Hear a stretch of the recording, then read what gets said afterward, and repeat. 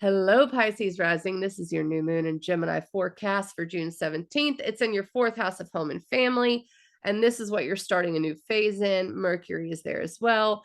It just happens to be square to Neptune in your first house of identity and self. So, something with regards to your emotional security or your family is not exactly jiving or making sense with your identity. And those two things are maybe confused about each other, I think. Luckily, you got Mercury there, sextile to Venus in your sixth house of daily life, routine, and health, kind of bringing some balance there. It's like just keep that routine going, focus on your health, and that's important. And then you've got Jupiter in your third house of communication, sextile to Saturn in your first house of identity and self.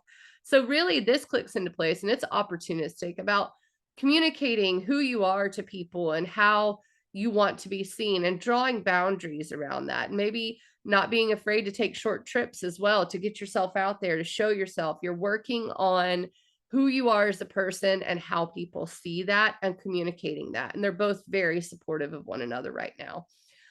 Keep in mind though, Mars will square Uranus, sixth house to third house.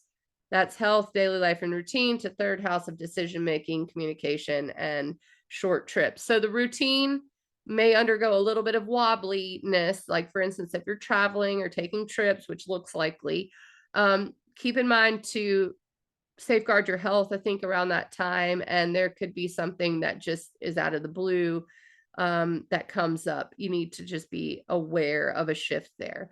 And then on June 30th, you got a Mercury Cazimi in your fifth house of romance, inner child, and children, and joy and creativity. And that is sextile to Jupiter in your third house of mental processes and communication, and trying to Saturn in your first house of identity and self. So this looks like a really creative time for you. Tap into it.